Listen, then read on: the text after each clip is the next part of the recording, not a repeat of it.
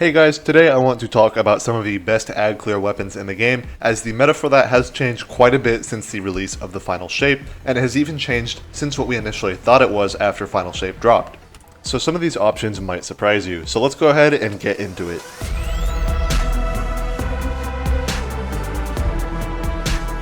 So starting things off, we'll keep it very obvious. This is something I think a lot of people who are more involved in the game right now are expecting, and that is going to be Ergo Sum.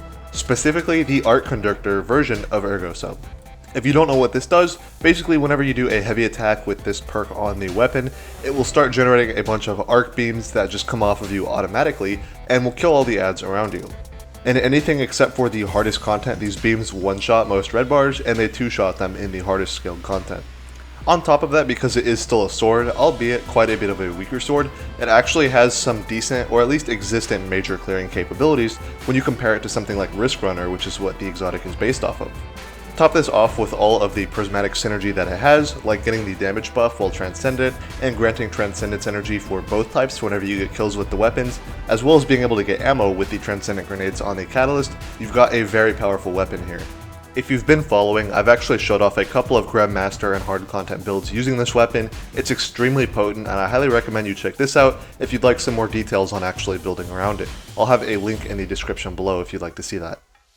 But moving on, let's get into some more standard weaponry, where it's not just a sword that is automatically killing things around you, as that is kind of out there and hard to compare to other options. And next up, we'll go ahead and go with rocket sidearms in general, but especially the latest one, the Aberrant Action. If you guys didn't know, we got a solar rocket sidearm with the episodes in Act 2 pretty recently, which is able to get incandescent mixed with heal clip. I know that there is a little bit of controversy about how good heal clip is. I know many players seek it out as one of the best perks in the game, whereas others think it's just not useful at all. I've kind of taken a middle ground approach, where it does definitely add some value to the weapon, but I do think it's very heavily overrated by the wider community for sure.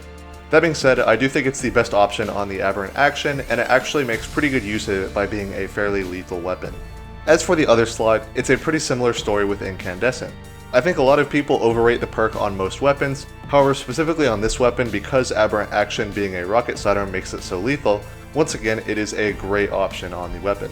Basically, if you shoot a crowd of enemies and you blow up 3 or 4 of them all at once, and there are any more enemies that didn't get killed because they're on the outer side of the blast radius, they'll actually all get scorched in that one shot and ignite. So it's getting a very high amount of use out of Incandescent that most things like primaries wouldn't be able to get out of it.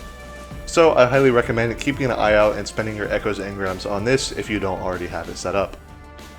Next up, we're going to talk about what I think is going to be the only primary on this list. If you've been watching the channel for a while, you know that I'm always poo-pooing on primaries when it comes to their ability to ag clear. I think that there are plenty of powerful utility weapons when it comes to primaries, however there is definitely a lack of effective primaries for ag clearing, just because as an ammo type, they don't do very much damage, and so they're just slow to kill things in general. That being said, I think Nullify is able to sort of break out of this by having such powerful perks and being on an inherently powerful weapon frame at this point. So Nullify is the pulse rifle from Salvation's Edge, and it is a 2-burst pulse rifle. This is the best archetype of primary in the game right now when it does come to killing enemies, and it has some extremely powerful perks to top it off. There are multiple combinations that I would consider to be powerful or effective, however my personal favorite is going to be Firefly mixed with Chaos Reshaped. I know a lot of people are going with Incandescent, but I think Chaos Reshaped is a huge deal, being a 35% damage buff. It's the difference between one-shotting and not one-shotting a lot of enemies, especially in harder content. Then when you add on Firefly being able to add some splash, which is also buffed by the 35% damage buff, and also giving you reload, you've got a lot of effectiveness. And don't forget that on top of all of that, Chaos Reshaped also gives you a little bit of passive healing, which adds a little bit of extra utility on top of all of the other benefits. So I think this is a weapon that is probably going to be your best bet if you are looking to produce ammo for your team using heavy ammo finders, especially now that rocket sidearms as well as the arc bolts from Ergo Sum are no longer producing heavy ammo finder bricks at an enhanced rate like they used to. Also, to be clear, I think this is a weapon which doesn't really need a heal clip. Because it's less lethal than something like the Aberrant Action, I would just use the Aberrant Action if you are in need of that on-demand healing occasionally. Next up, we'll be taking it back to a classic and looking at the Forbearance / Waveframes in general. While Waveframes have definitely fallen off a little bit from what they used to be, I think this is going to change once the Martyr's Retribution comes out, but as of right now, I believe Forbearance is still likely the most powerful Waveframe in the game right now. So we're going to be talking about that as the specific choice, but the difference between waveframes is not as huge as it used to be now that chain reaction has been nerfed. So waveframes, if you've never used one, basically shoot a wave over the ground, and the wave just does enough damage to one-shot basically every red bar in the game, no matter the difficulty. Sometimes the beefier red bars in like Grandmasters will be able to tank it, however this can be countered with any sort of damage buff, or even just using a surge matching waveframe.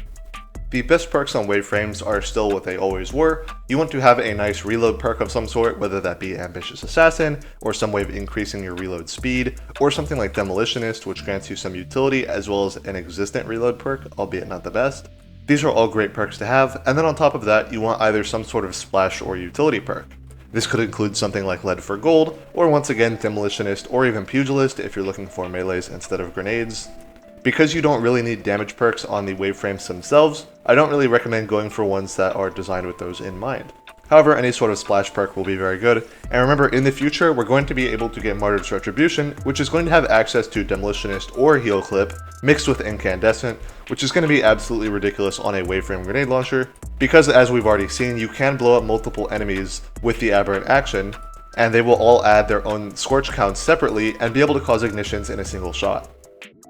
And lastly, we're going to talk about the two exotic primaries that are always the subject of being able to do good ag clear. I guess this means that there are more primaries, but Nullify was the only legendary primary. And these two are going to be Sunshot and Trinity Ghoul. Trinity Ghoul, especially after the change to normal raid scaling, is a little bit less powerful now because in certain activities, you're not going to be able to one-shot the enemies with the Chain Lightning, which is the entire point of the weapon. So in any activity where the Trinity Ghoul is not able to one-shot enemies with the Chain Lightning, I would not recommend it. But outside of that, it is a very effective ag clearing weapon, and it is able to make ammo the fastest possible. Sunshot has a different case. It was nerfed slightly going into final shape, however it still does very good damage to ads, the explosions are still some of the best scaled in the game, and again it's able to produce heavy ammo very quickly using heavy ammo finders and scouts for your team. The splash on Sunshot is also unique from most legendary splash perks because they are able to proc each other, so if you shoot one enemy in a big crowd, they can explode around the enemy, and then those explosions can cause more explosions. And as a little honorable mention, I'll even bring up Graviton Lance. Graviton Lance is in most cases just inferior to Sunshot, but there are some very specific situations, such as the Tunnel Before Secret Chest on Crota's End, where the delay in explosions is actually able to just constantly kill enemies completely automatically. This delay is normally a bad thing, but there are some very specific situations in the game where this is called. Another situation I can recall is that in some ad waves on Onslaught, people were using Graviton Lance because it would wait until the enemies respawned and then blow them up instantly. So while it's definitely not your normal choice, Graviton Lance does have some uses sometimes, so I thought I would mention it at least as an honorable mention. As another honorable mention, I also want to bring up Indebted Kindness, which is able to roll with Impulse Amplifier as well as Volt Shot. This is definitely a strong roll, and it brings a little bit more utility to the game than Aberrant Action, however this is at the cost of its ability to ag clear.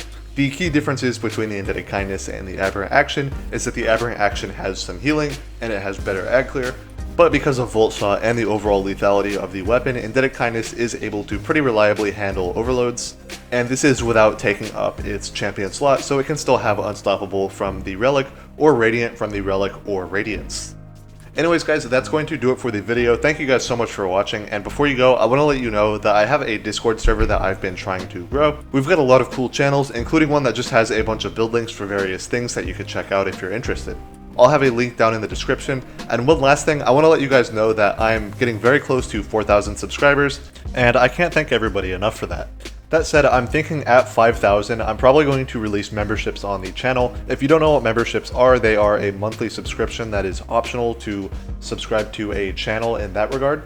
And this is basically just a way to directly support me if that's something you're interested in. So I wanted to ask you guys what you think about that.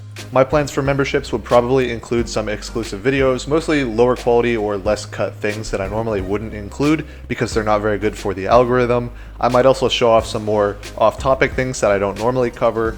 Maybe even some John LFG stuff because it normally doesn't do very well on the channel despite how much I like doing it. But with that, I also want to make a promise. My mindset with monetizing things that I do as a hobby has always been to not make the quality worse for people who are not paying, and that's something I'm going to definitely avoid doing if I do get memberships. And the biggest culprit of that, to me at least, in my opinion, is the feature that a lot of YouTubers do in releasing videos early to members. This is something I'm not going to do because I really don't view it like that. I see it more as releasing the video later to people who are not members. Because if you don't know, the way it works is you upload the video and then you can set the time that it comes public for various people. So you can set it to come out earlier for members and then have it even later for everybody else. But if I've already got the video uploaded, then it's already ready for you guys. So I don't want to make people wait just to have this little artificial benefit for members. But yeah, if you guys are a fan of my channel, I'd love to know your thoughts below. Let me know in the comments, let me know on Discord, anything like that. I hope to see you in the next one. Bye-bye.